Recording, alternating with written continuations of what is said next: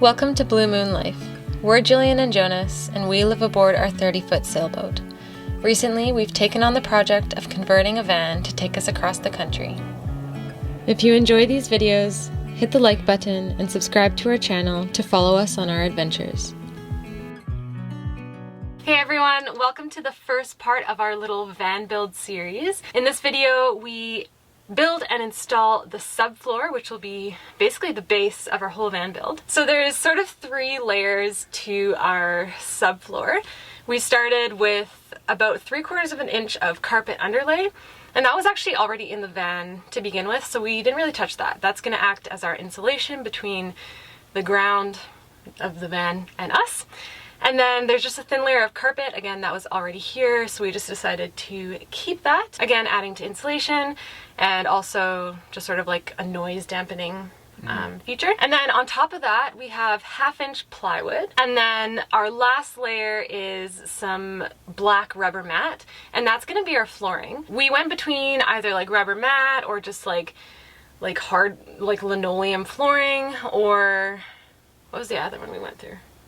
Oh, or carpet itself. But we went with the mat because we wanted it to be A, really durable, B, easy to clean because we will be surfing and we know how difficult it is to get sand, especially out of carpet. And we also really like the look of it. Yeah, it's gonna have a, well, it's finished now, you guys will see it, but it came out really nicely. Yeah. Very low profile, yeah. Yeah, so now that this is installed, we can start actually building the rest of the van up. We wanted to make sure we had our subfloor down before we decided heights of things, because this does add, you know, probably a solid 1.5 inches when everything's done. So you don't want to be like 1.5 inches too short above your head or something. So yeah, this is how we did it. When we bought the van, the previous owner had built out a bed in the back. So the first step was to disassemble the structure and take everything out. And then the van needed a deep clean.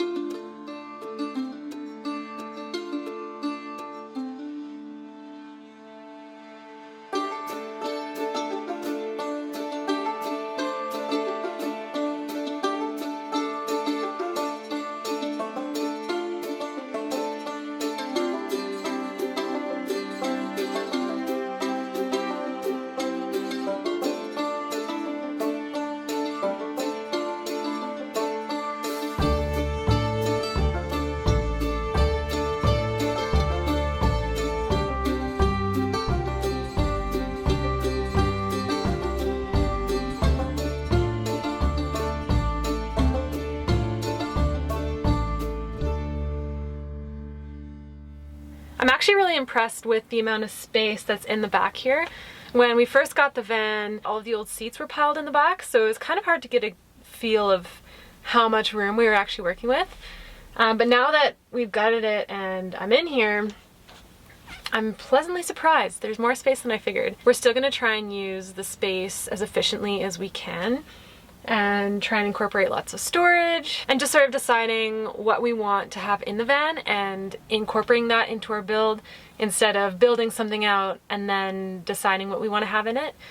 For example, like the cooler, we know we want to have some sort of refrigeration system, so we'll build out a spot for that just to try and really prevent any wasted space. So that's going to start with measuring out and figuring out how much space we actually have in here.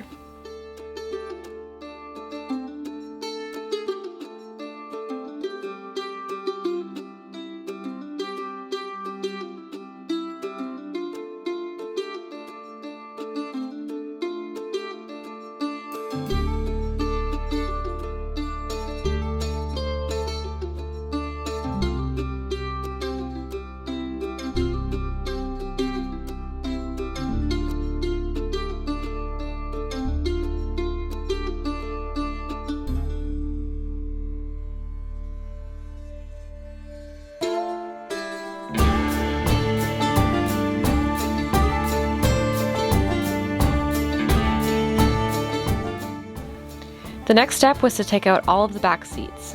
Luckily there was only one installed, so that was pretty simple. The seats are on tracks, which are held down by 4 bolts in the back and 2 bolts in the front. Once the bolts are removed, the seats pop out of their slots, and that was that.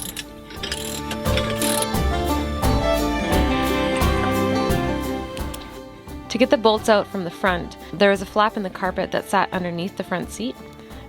Once I pulled that back, I had easy access to the bolts and was able to remove them.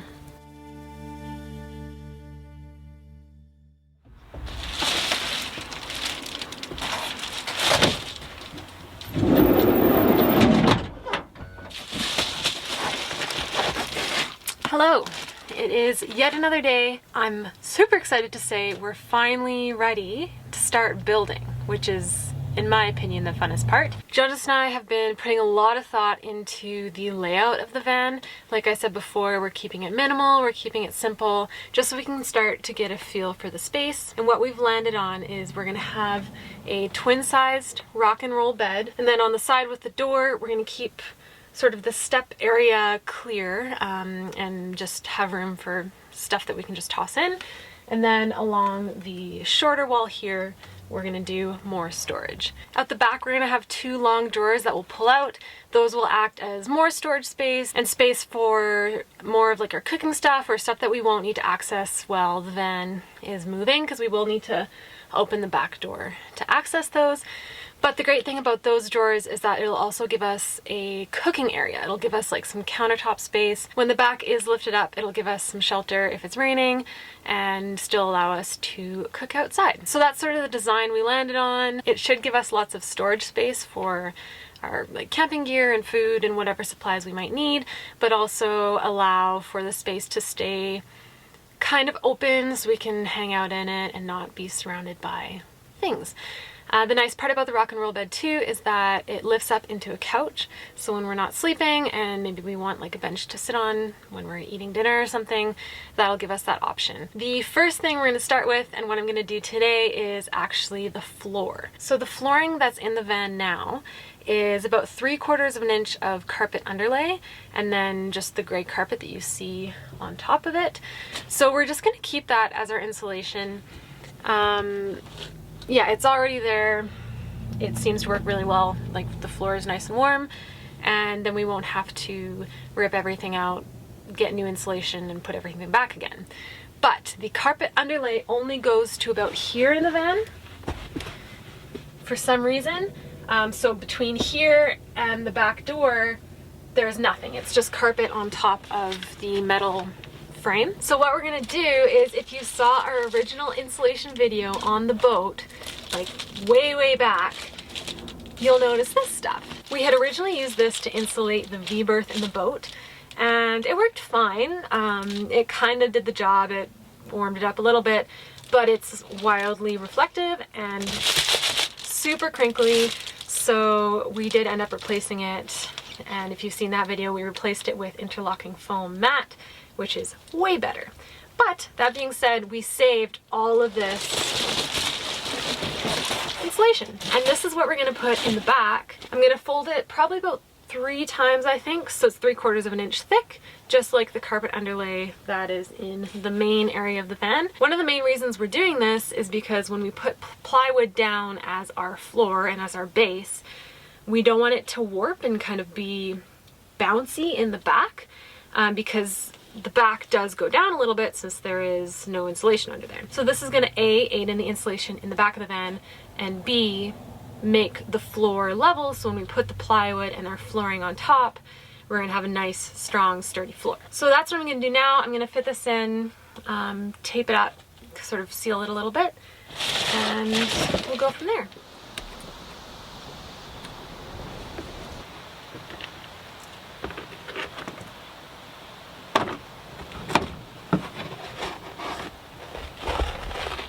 I didn't think there was any insulation under this back carpet, but there actually is. But it looks like it's maybe like 1/2 inch instead of 3/4, or maybe 1/4 inch. Anyway, so I won't have to build it up as much. And there is still some carpet underlay under there, so we're good. I found a random wire, which is always a little weird, but well.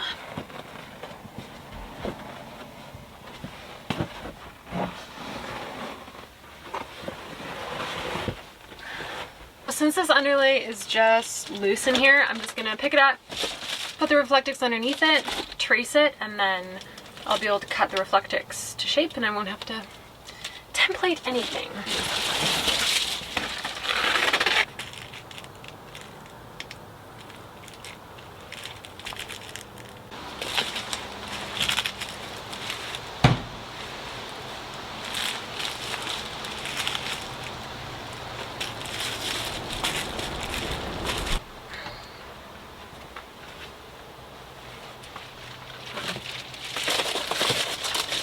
Now I'm just making one little piece for the back. This Reflectix wasn't quite wide enough to cover the whole area. I'm not going to go all the way to the door because the carpet does need to slant down so it can be held by that little piece of plastic that I took off earlier.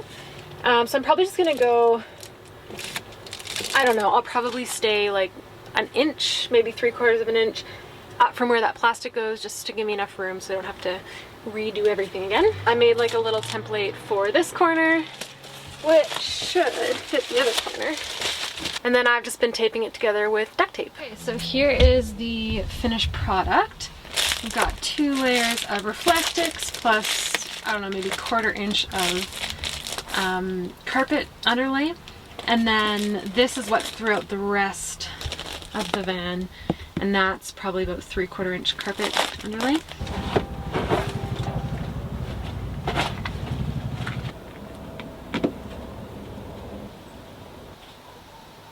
Looking good. So now that the carpet is back in with that insulation building it up a bit, it's way nicer to sit on now.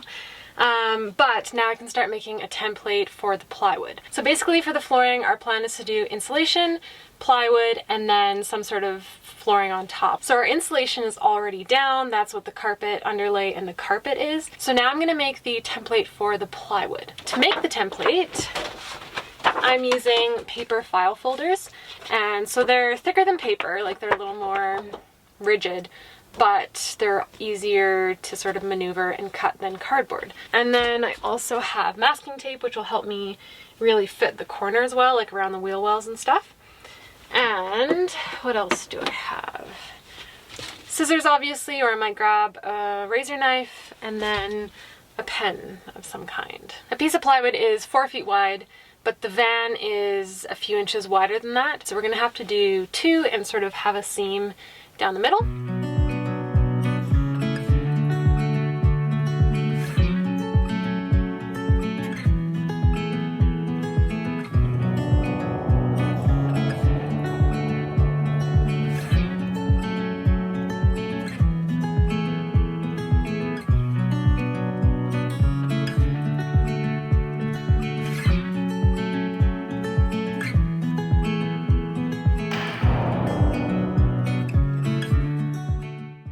So here are my templates for either side.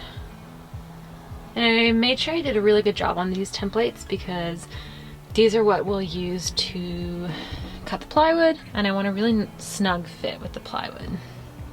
And in areas where I maybe cut the file folders too small, I just taped over it with double-sided painter's tape, and then I could cut that. I taped the stencil to the plywood so it wouldn't move, and traced it with a dark pencil. Next step was to cut it.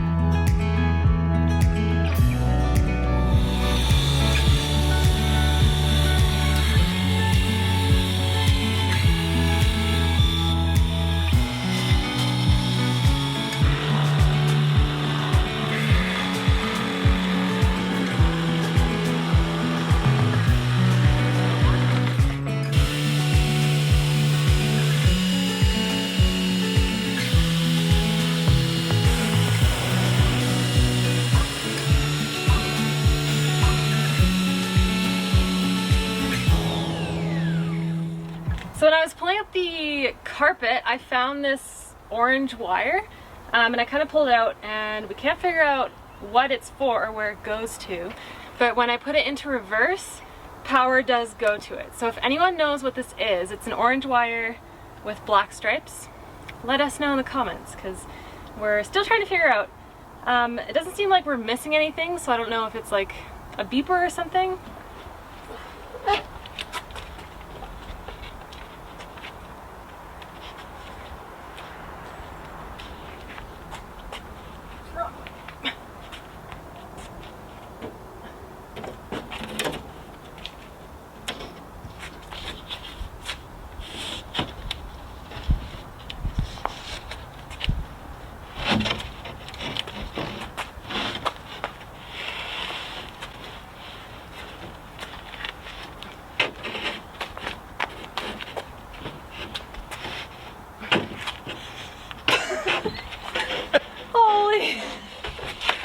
Okay.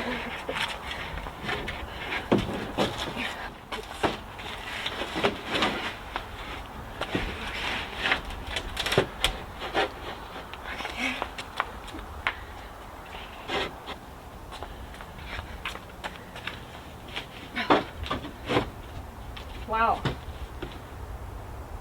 So it's only binding in 2 places, so I'm just going to take the belt sander and sand it down just a little bit because it wasn't too bad. But other than that, the stencil worked, so pretty good fit.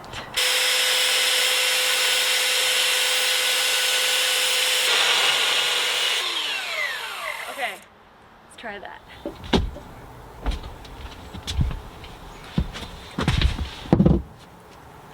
Oh, I've got glasses marks on my head. So the first piece is in, it fits really well. And now for this little sliver of plywood coming along here, I have a stencil made.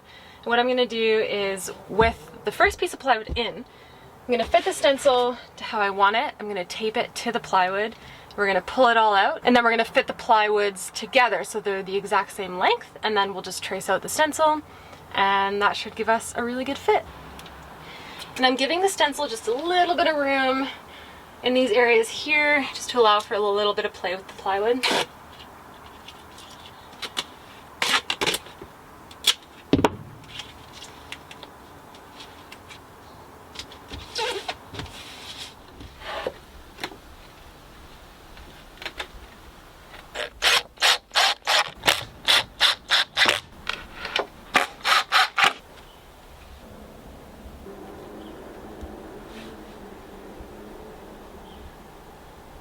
We made some aluminum brackets out of some old aluminum and screwed them in, and that's just holding the 2 pieces of the subfloor together.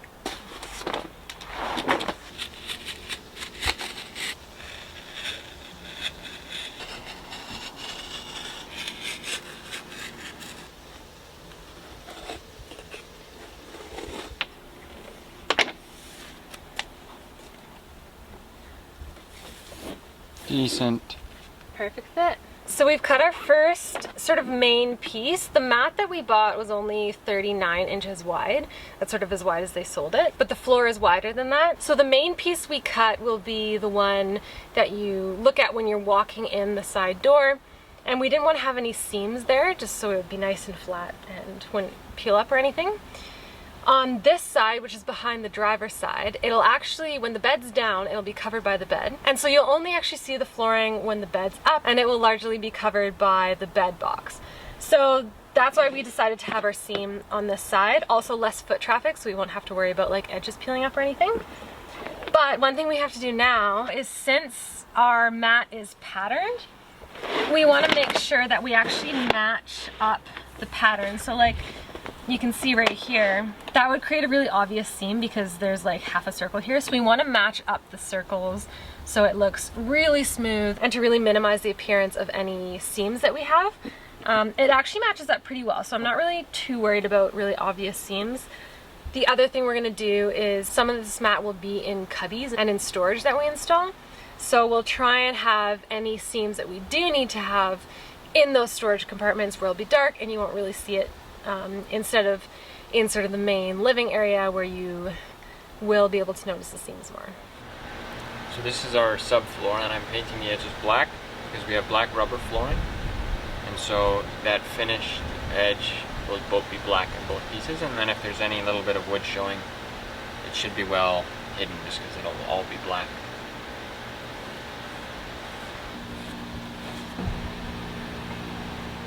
Okay, so now that we have the subfloor all screwed together, we just attached the different pieces of plywood with some aluminum brackets, and we've painted the edges. Before we actually contact cement the rubber mat onto the floor, we're just gonna do a really quick test fit, make sure we can get this in and everything fits well, and then yeah, we'll contact cement the rubber mat on and install a subfloor. Well, this is still a little I think so.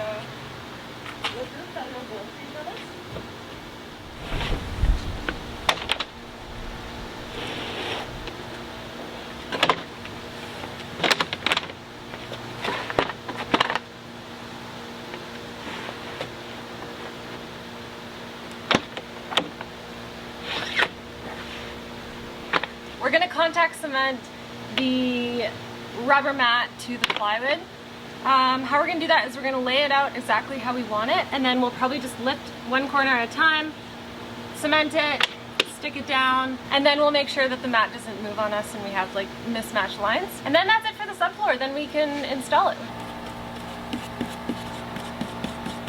We just kind of went around the edges for the big stuff. These back areas are just going to be for storage, like the floor of some storage. So we're gluing the whole thing down just because there's smaller pieces and lots of different corners I can lift up.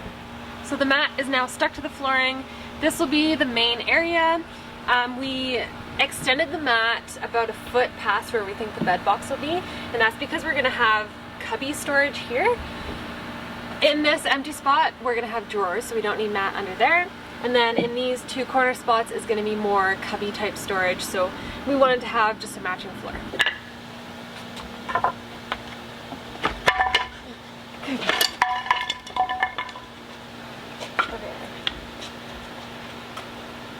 This way. No.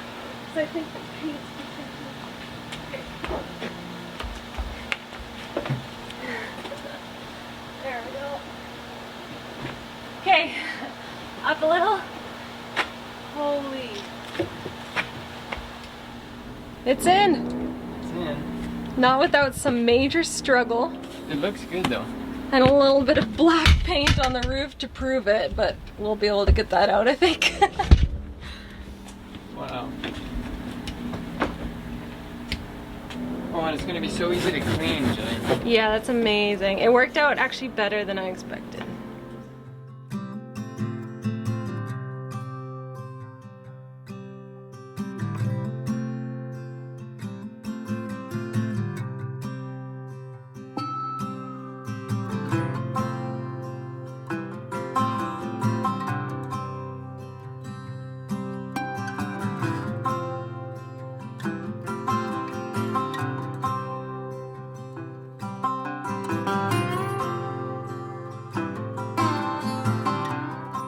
The subfloor did have a little bit of a gap here because where the insulation ended and the carpet tucked into this back panel here, it sort of angled upwards. And so to fix the gap and also to give the floor some more stability, we just put a really thin, I think it was like we cut a 2 by 2.5, so it's like a 1 inch piece of wood. And we just screwed that down here, and it gives the floor lots of stability, and then it also looks way nicer as well. So this is the finished subfloor. We're super happy with how it turned out. It fits like an absolute glove. We actually weren't sure if it was gonna get in. We had to sort of bend it and twist it a little bit. Yeah. But the really great part about that is it's really secure. It doesn't move at all when we're walking on it. We're pretty confident that it wouldn't lift or like a rollover or something. Mm-hmm. Fingers crossed we never roll this thing. But. Yeah, but we are sort of thinking about that with each element we're putting down. We want to make sure it's safe, and if we do get in a crash or something, it's not gonna sort of make the crash worse. So we're really excited to start the next process of the build, which will be the bed, which is always the really exciting part because that means you go from a van to a camper in my head. But yeah, thanks so much for watching, and we'll see you next time.